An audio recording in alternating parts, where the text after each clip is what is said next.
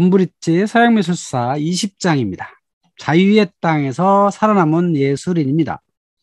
플랑드르 지역이 남쪽에는 구교고 북쪽에는 신교라는 걸 말씀드렸죠. 자, 신교 지역의 사정입니다. 자, 신교 지역에서는 어떤 일이 벌어졌을까요? 여기가 오늘날의 네덜란드인데요. 유럽 지역에 있었던 많은 신교 사람들이 자유를 찾아서 이곳에 모여들었습니다. 이곳 사람들은 화려한 바로크를 받아들이지 않죠. 교회의 장식품을 만들지 않습니다. 그러다 보니까 여기 지역 사람들의 건물조차도 장식이 없는 소박한 건물을 짓기를 원했죠. 여기 암스테르담 궁전이 있습니다. 야곱 반 캄펜이 지은 건데요. 아무 장식이 없죠. 건축 양식은 뭘까요? 르네상스 양식이라고 할 수 있죠. 중앙에 신전 같은 페디먼트가 있고요. 기둥 간격이 일정하죠. 장식도 없고 소박한 시청사를 세웠다. 그럼 건축은 이렇게 하는데 화가들은 어떻게 할까요? 화가들은 살아남기 어렵겠죠. 오로지 초상화만이 남게 됩니다. 이 지역에는 귀족과 상인들한테 주문은 있지만 가장 큰 교회 주문이 사라지게 된 거죠. 그러니까 초상화를 그릴 수 있는 실력을 가진 사람만 살아남고 나머지는 먹고 살기 어렵게 된 거죠. 그럼에도 불구하고 일부 사람들이 살아남았습니다. 그래서 새로운 시대를 열게 된 거죠. 자, 여기 프란스 할스라고 하는 사람이 있습니다. 이 사람은 초상화가로서 유명했기 때문에 살아남은 겁니다. 당연히 이 시대는 카라바지오, 티치아노 같은 대가들의 소문이 들렸죠. 그리고 그들한테 그림 방법들을 이제 배우게 되고요. 그런데 루벤스, 플랑드르에 있었던 루벤스와 동시대 사람이었고 이 사람은 실력이 아주 좋았지만 불안정한 삶을 살아야 했습니다. 왜? 신교 지역이었으니까. 교회 주문은 전혀 받지 못하고 오로지 초상화만 그릴 수 있었기 때문이죠. 이 사람의 초상화는 기존의 사람들과는 조금 다르더라. 어떻게 다르냐? 다른 궁정화가들은 당연히 궁정화가는 왕과 왕의 가족들을 그려야 되잖아요. 그러니까 약간의 가공적인 모습을 할 수밖에 없죠. 특히 왕일 경우에는 위엄을 보여야 되고 귀족의 고귀한 혈통을 강조해야죠. 그 그림을 당연히 백성들도 볼 테니까 그런 인위적인 작업이 있어야 되는데 프란스 할스는 그런 걸 하지 않았고 보다 자유롭게 그렸다고 하는 거죠. 물론 여기 피터 반 덴 브루게라고 하는 상인의 초상을 보시면 이 사람의 주문에 의해서 이 초상화를 그렸겠지만 상당히 자유로운 얼굴 표정, 웃고 있죠? 이런 중요한 순간을 잘 포착해서 그림을 그렸다라는 걸 알 수가 있고요. 또 이 사람이 그렸던 건 이렇게 군중의 모습일 경우죠. 그러니까 한 사람이 초상화 하나를 예술가한테 의뢰해가지고 그리기에는 부담스러운 거예요. 중세시대 아니면 르네상스의 피렌체나 시에나 베네치아 이런 곳에서 상인들이 그림 주문을 했을 때는 종교적 목적이 상당히 많이 있었거든요. 부담이 커도 많이 했는데 이 신교 지역에서는 종교적 목적은 다 사라지고 오로지 개인의 어떤 취미 생활이나 개인 가문을 빛나기 위해서 이런 걸 해야 되는데 그게 현실적으로 쉽지가 않았던 거죠. 그래서 이 지역에서 많이 그려졌던 것은 이렇게 여러 사람 아니면 조합 이런 데에 의뢰한 그림들이었던 거죠. 이 그림을 보시면 당시에 네덜란드 지역에서는 독립전쟁을 많이 했었거든요. 그러니까 독립전쟁에 나가려면 남자 대부분이 나가서 군복무를 해야 됐던 거예요.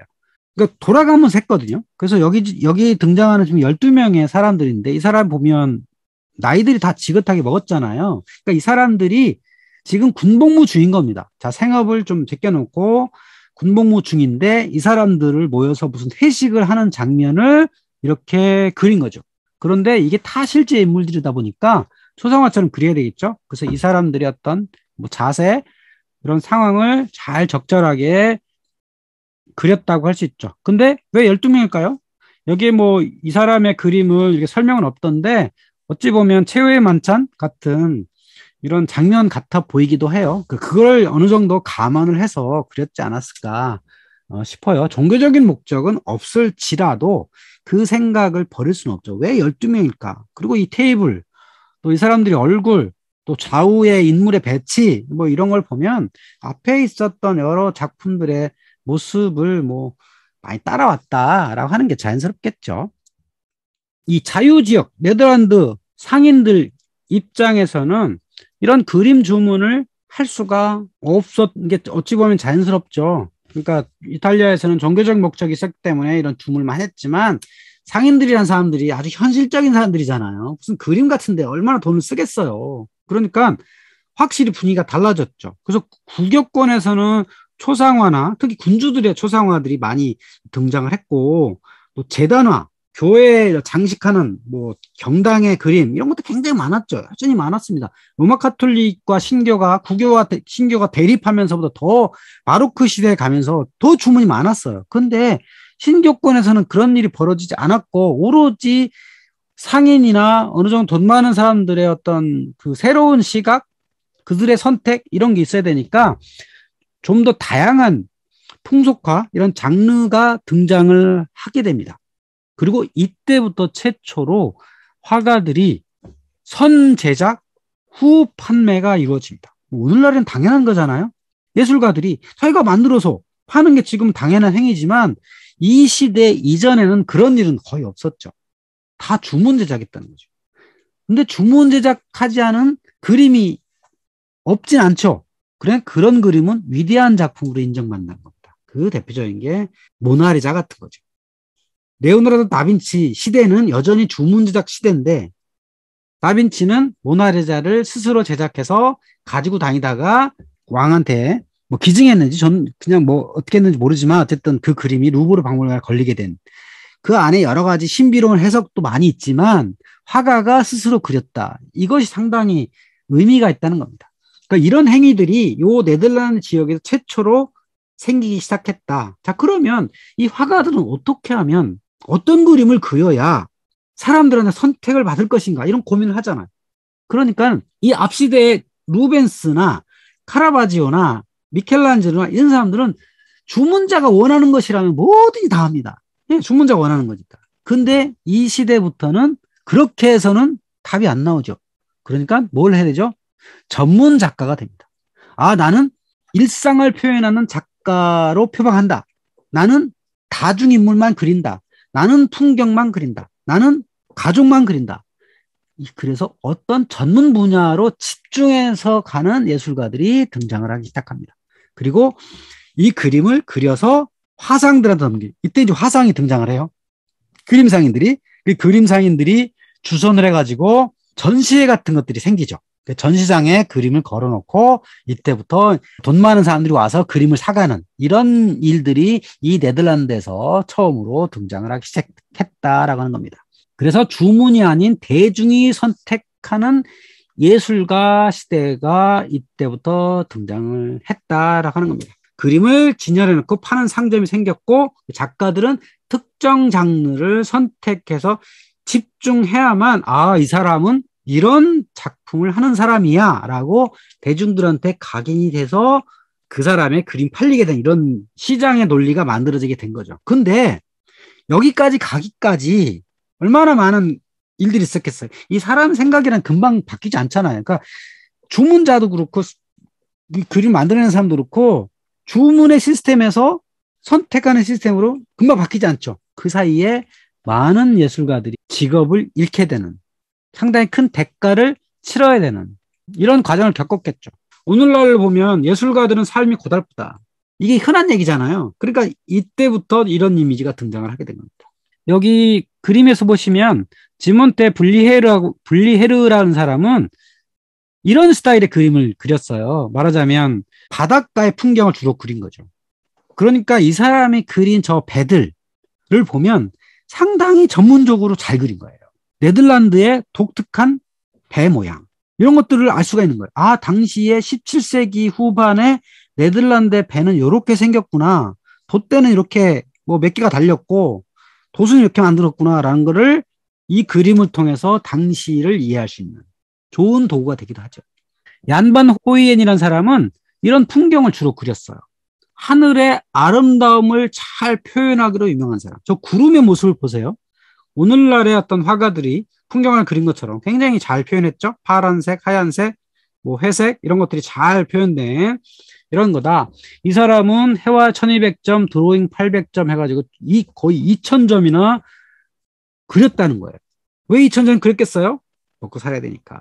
잘 안 팔리니까. 계속 만들어서 전시해놓고 계속 만들어서 화방한테 주고, 그러니까 화상한테 주고, 화상이 또 뭐 헐값에 샀겠죠. 비싼 값을 안 줬겠죠. 그러니까 싸게라도 그림을 그려서 했는데, 그럼에도 불구하고 이 사람은 생활고로 인해서 감정가, 경매업자, 부동산 등을 겸업해야 했다. 그러니까 이때부터 화가, 예술가라는 사람들은 배고파야 되고, 이거를 독자 직업으로 하기에는 쉽지 않은 그런 시대로 돌입한 거죠. 자, 얀반 호이엔의 그림의 특징은 그림 같은, 우리가 그림 같은 그림이다. 그림 같은, 사진 같은 그림이다. 그래서 픽처레스크라고 하는 이야기가 이때부터 등장을 하는데요. 그림 같다. 한 폭의 그림 같다. 이렇게 하는 거. 예. 그래서 이 사람은 허물어진 성이나 석양, 돛담배, 풍차 이런 것들을 많이 그렸다. 그런데 그럼에도 불구하고 이 시대에도 수없이 많은 예술가들이 겸업을 해가지고 이런 작품을 남겼지만 이 사람들 중에서도 여전히 군계 일학이 있었다. 누구냐면 렘브란트 반 데인이다. 우리가 알고 있는 그 유명한 렘브란트입니다. 이 사람은 다빈치나 뒤러처럼 자신의 기록물을 남기지 않았어요. 그리고 미켈란젤로처럼 후세에 대단히 존경받는 이름도 아니었다. 물론 뒤에 이런 평론가들은 좋은 평가를 받아서 오늘날 사람들은 이 사람을 대가라고 인정을 하지만 당시까지도 그렇게 인정받지 못한 사람이었다는 거죠. 그리고 경제적으로도 잘 살지 못했고 그 당시에도 그림은 잘 그린다. 대단한 사람이다라고 이 사람이 그림이 좋다라고 인정을 받았지만 그럼에도 불구하고 경제적으로는 크게 갖고 먹지 못했다라고 하는 거죠. 이 사람이 네덜란드에 있지 않고 폴란드에 있었다 못했을까요? 아마 루벤스처럼 그림 공장을 운영했을지도 모르죠. 근데 이 자유지역 네덜란드에서 활동을 했기 때문에 이런 경제적 어려움을 겪어야만 했다. 그 젊어서는 꽤 인정을 받았어요. 그림 잘 그린다고. 나름대로 괜찮았는데 이 사람이 중간에 파산을 하거든요. 그 왜 파산했는지는 알려지지 않아요. 근데 노년이 굉장히 어려웠죠. 그럼에도 불구하고 이 사람은 후대 사람들한테 엄청나게 큰 영향을 끼칩니다. 왜? 이 사람이 젊어서부터 나이 들어까지 놀랍도록 자신의 모습을 그림으로 남겼습니다. 이게 렘브란트 하면 자화상 이걸로 알려져 있죠. 그래서 제가 좀 유명한 자화상들을 몇 개 가져와 봤습니다. 자, 22살 때 그린 자화상이 있네요. 그리고 그로부터 5년 후에 자화상, 1632년에 자화상, 1640년에 자화상, 1652년에 자화상, 1659년에 자화상, 1669년에 죽던 해에 자화상이 있습니다. 이렇게 자신의 모습을 나이 들어가면서 쭉 남겼다는 것, 또 자신의 화풍이 이렇게 변해갔다는 것, 그러니까 이 사람의 얼굴을 보면 이 사람이 이런 시대를 살았고 경제적으로 좋았고 나빴고 이렇게 화풍이 어땠고 이런 것들을 잘 보여주고 있죠. 카라바지오의 영향이 많이 보이기도 하고, 근데 카라바지오는 굉장히 강렬한 색상이나 빛을 썼잖아요. 근데 이 렘브란트의 초정화를 보시면 그런 강렬한 색상은 없죠. 빛도 강렬하지 않죠. 얼굴 쪽에서만 빛이 있지 대체로 좀 어둡고 침침한 약간 우울한 이런 모습을 보이죠. 역시 이 네덜란드풍 자화상의 모습이 아니냐라는 걸 알 수가 있고, 또 궁정 화가들이 자화상, 벨라스케스 같은 사람들은 그 자화상의 주인공을 되게 멋있게 그리려고 노력을 했잖아요. 근데 여기 보면 아주 솔직하죠. 자신의 모습이니까 주문받아 그린 것도 아니고 자기 모습을 그린 거니까 아주 솔직하게 그렸다는 것을 알 수가 있습니다. 렘브란트가 화가로서 인정받게 된 계기는 요 그림 때문이라고 그래요. 틸프 교수의 해부학 강의다.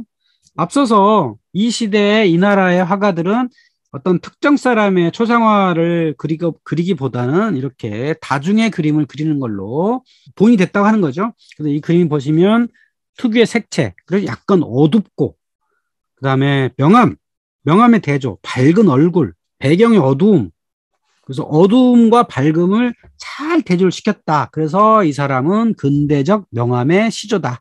그래서 이 작품으로 초상화라 작가로서의 명성을 쌓게 되죠. 전형적인 이게 렘브란트풍이구나 라는 것을 우리가 깨달을 수가 있습니다. 렘브란트 그림 중에서 뭔가 종교적 냄새가 나는 그림도 있습니다. 근데 종교적 냄새는 나지만 신교 스타일이다. 자, 구교 스타일은 어떻죠? 구교 스타일은 종교적 신앙심을 아주 강조를 하죠. 카라바지오 영향을 받았어요. 카라바지오의 그림은 거기에 등장하는 인물이 사실성을 많이 보이기는 해도 그 장면이 아주 인상 깊죠. 바울이 말에서 떨어지는 장면, 베드로의 순교 장면, 뭐 이런 것들이 강렬한 색상을 통해서 인상을 확 주죠. 그림을 딱 보는 순간 헉하게 만드는 이런 모습을 카라바지오가 보여준다면 렘브란트는 그렇지가 않죠. 여기 갈레 호수의 폭풍과 그리스도 그림만 보세요. 이 그림은 도난당했답니다. 사라졌다는데 여기 보면 여기 등장인물들이 그렇게 강렬하게 모습을 보이지 않죠. 오히려 지금 난파하는 장면? 바람에 휩쓸려가지고 이 배가 거의 무너질 것 같은, 난파될 것 같은 그런 장면들을 멋있게 묘사하고 있죠. 여기 오른쪽에 돌아온 탕자란 보세요. 보면 주인공들하고 배경하고 큰 구분이 없어요. 상당히 어두운 배경 속에서 인물들이 있는데 인물들이 이렇게 탁 두드러 보이지 않죠. 그러니까 카라바조의 영향을 받았은 것 같으면서도 아닌. 그러니까 종교라는 게 무엇이다라고 하는 게 이 캐톨릭과 개신교에서의 차이죠. 개신교의 모습은 상당히 소박하다. 드러나지 않고 은은하다. 탕자가 돌아온 것을 잘 감싸주는 사랑이 느껴지는 뭐 이런 모습 이런 걸 잘 표현했다. 진실과 성실성 이런 걸 표현한 화풍이다. 이렇게 이제 해석할 수가 있겠습니다. 렘브란트는 또한 동판화 작가로서도 잘 알려져 있습니다. 거의 300여 점의 동판을 남겼고요. 근데 이 사람이 만든 동판화 방식은 앞서 듀러라는 사람이 동판화를 굉장히 많이 했죠. 근데 듀러의 방식하고 좀 다르게 발전된 방식이에요. 그러니까 듀러는 이 동판에다가 철필로 직접 그림을 그렸어요. 근데 굉장히 힘들겠죠. 그런데 이 시대에 오면 이 동판 위에다가 에칭이라고 해가지고 밀랍을 싹 덮어요. 왁스를 쫙 덮은 다음에 바늘로 이 왁스만 걷어냅니다. 이 왁스로 이 그림을 그리는 거예요. 그러니까 왁스를 긁어내는 방식으로 그림을 그린다고. 철필보다 훨씬 편하겠죠? 그러면 그 동판이 이제 드러나겠죠? 그러니까 산성 용액 속에다가 이 동판을 담으면 그려진 부분이 산화됩니다. 산화돼서 약간 이제 폼이 패이는 거예요. 거기다가 이제 왁스를 밀어내고 잉크를 싹 발라가지고 이제 종이 찍으면 이런 동판화가 된다는 거죠. 초상화 그림이라든지 여러 그림을 동판화로도 남긴 사람이다. 이게 렘브란트다. 자, 할 수 있고요. 자, 얀 스탠이라는 작가를 한번 보도록 하겠습니다. 자, 이 그림을 보시면 전형적인 플랑드르 지역에서 발달했던 풍속화구나라는 것을 알 수가 있죠. 소박한 사람들의 그림. 그러니까 앞서 있었던 얀 반 에이크, 브리헬로 이어지는 네덜란드 전통의 풍속화다라는 것을 알 수가 있는데요. 이 얀 스탠이라는 사람은 직업이 여관업자였다는 거예요. 그러니까 화가만 갖고는 먹고 살 수가 없었거든요. 그러니까 당연히 자신이 뭔가 직업이 있어요. 그 여관을 업을 했는데 그 여관에 찾아오는 사람들이 굉장히 많을 거 아니에요. 많은 사람이 들락거릴 거 아니에요. 그 사람들을 많이 그렸습니다. 그래서 사람들의 모습을 아주 쾌활하게 이런 움직임들을 잘 표현하는 이런 화풍을 가졌었고요. 이 그림들은 다 작습니다. 왜 작을까요? 이탈리아에서는 대작을 그렸어요. 왜? 주문을 했으니까. 주문자가 거기에 들어가는 물감 값을 다 지불했기 때문에 가능했는데 네덜란드에서는 그게 불가능하죠. 자기가 돈 들여서 그림 다 그려가지고 전시장에 놓고 판매되길 기다려야 되니까 안 팔린 것도 많을 거 아니에요. 그러니까 큰 그림을 제작할 수가 없었던 거죠. 자, 야콥 반 로이스타라는 사람은 자연을 이렇게 많이 그렸습니다. 한 폭의 그림 같은 풍경화를 주려 그렸다라고 하는 거고요. 폭풍 후에 흔들리는 빛과 그림자의 대비 속에서 부상되는 극적인 자연의 모습이다. 자, 이거는 투 워터밀, 여기 물레방아네요. 물레방아가 있는데 거기에 있는 자연이 있고 구름이 있고 물이 흘러가는 모습이 있고요. 이런 것들을 굉장히 잘 표현했죠. 그래서 이 사람은 네덜란드 제1의 풍경화가로 꼽히는 사람이다. 정물화라는 것도 있죠. 우리가 그 19세기 이후의 예술을 보면 정물화가 굉장히 등장을 하는데 이 정물화가 최초로 도입되었던 것이 바로 네덜란드였고요. 율렘 칼프라는 사람이 정물 화가로 처음 등장을 합니다. 자, 이 사람은 주로 뭘 그렸냐면 도자기, 페르시아 양탄자, 과일, 금속 등 네덜란드라는 나라가 이 동인도 회사, 서인도 회사 있었잖아요. 무역업을 주로 했단 말이에요. 그러니까 네덜란드에 들어왔던 여러 물건들을 주로 그렸습니다. 그러니까 당시에 네덜란드가 얼마나 부자였는가 알려주는 그림을 그린 거죠. 그런데 이전까지의 예술이라는 게 뭐였을까요? 이전까지 해와라는 건 다 스토리가 있습니다. 성화, 그리스 신화 이야기, 성서 나온 이야기, 또 초상화, 이거 다 스토리가 있는 거예요. 초상화의 목적이 뭐죠?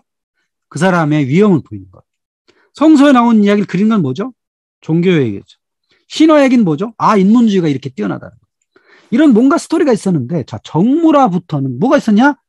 주제가 없어요. 자, 여러분 정물화 보시면 어떤 이야기가 있어요? 아, 이야기 없진 않겠지만, 아, 네덜란드에 저런 상품들이 들어왔구나. 화가가 어떤 이야기를 하려고 하는 게 아니라고 하는 거예요. 그냥 물건의 현재 모습을 아주 정밀하게 그려내는 거예요. 아주 사소한 물건들을 그림 속에 그려내는 것. 이게 정물한 거예요. 아무런 이야기가 없이, 주제의식 없이도 그림이 그려질 수 있다는 것이 이때부터 탄생을 합니다. 여기 베르메르라고 하는 작가가 그린 부엌의 하녀입니다. 자, 그러면 이 그림의 스토리는 뭘까요? 아, 하녀가 있다. 소박한 모습의 하녀다. 특별한 주제를 생각할 필요가 없는 겁니다. 그냥 거창한 주제 없이 가옥에 사는 순박한 인물들을 묘사합니다. 그리고 앞서 있었던 풍속가 브레헬 같은 사람이 결혼식 장면을 그렸잖아요. 그 결혼식에 수없이 많은 사람이 등장을 합니다. 아, 이거는 플랑드르푼에 뭔가 있다. 되게 유머가 있다. 그런 게 있었는데 이 베르메르의 그림에서는 그런 유머러스한 생각이 없어집니다. 그냥 사람이 정물한 거예요. 꽃이나 과일이나 화병이나 이런 것 대신에 그림 속에 사람이 들어있을 뿐이다라고 하는 겁니다. 그러다가 이 그림이 19세기 넘어가면 하나의 정확한 장르로 자리 잡죠. 정물화라고 하는. 자, 이 베르메르라는 사람은요, 작가의 정보가 별로 나오지 않았습니다. 이 사람 직업이 뭔지도 모르고요. 아마 이 사람 나름대로 직업이 있었겠죠. 그림은 그냥 부업인 거고, 이 사람의 그림 중에 하나가 오늘날 최고의 인기 작품이 되었습니다. 베르메르의 진주 귀걸이 소녀입니다. 이 그림은 오늘날의 평가입니다. 북유럽의 모나리자다. 또는 네덜란드의 모나리자다. 이 그림은 작가, 제작일, 주문자 등의 정보가 없습니다. 베르메르가 그렸다는 것만 알고요. 정확하게 언제 그렸는지 밝혀지지 않았답니다. 이 그림 속에 그런 게 없는 거예요. 그렇다면 이 그림이 인기를 끊는 이유가 뭘까요? 왜 모나리자일까요? 모나리자를 그린 다빈치가 이 그림을 어떤 생각으로 그렸는지 해석이 분분하다는 겁니다. 그 베르메르가 그린 이 진주귀걸이 소녀는 어떤 생각이 여기 담겨 있을까? 모르죠. 여러분이 한번 해석해 보세요. 과연 이 소녀는 누구였으며 왜 그림은 그려졌으며 이 소녀가 그림을 주문하진 않았을 거란 말이죠. 그리고 이 소녀가 두르고 있는 저 파란 거 있잖아요. 블루마린. 저게 엄청 비싼 물감이란 말이죠. 그러니까 저런 것들을 그리는 것. 이 그림을 보시면 왜 명화란, 왜 사람들은 보통 그림과 명화를 구분하는가, 이거를 우리가 발견할 수 있습니다. 자, 이 그림은 작가의 삶이 불투명합니다. 제작일이 불투명하고요. 이 그림의 주제가 뭔지 모릅니다. 이 소녀가 누군지도 모르고요. 그리고 이런 그림은 이 앞에는 없었다고 하는 거죠. 모나리자밖에는. 그러니까 전혀 시대에 어울리지 않게 생뚱맞게 이 그림이 등장을 했기 때문에 당시에는 아무도 관심을 안 뒀겠죠. 그러다가 이게 20세기 후반에 와가지고 이 사람의 이 그림이 명화구나. 시대를 앞서간 또라이였구나. 이런 거를 이제 오늘날의 평론가들이 자꾸 하다 보니까 엄청나게 인기를 끌게 된 겁니다. 그 시대와는 좀 다른 그런 그림이 만들어졌기 때문입니다.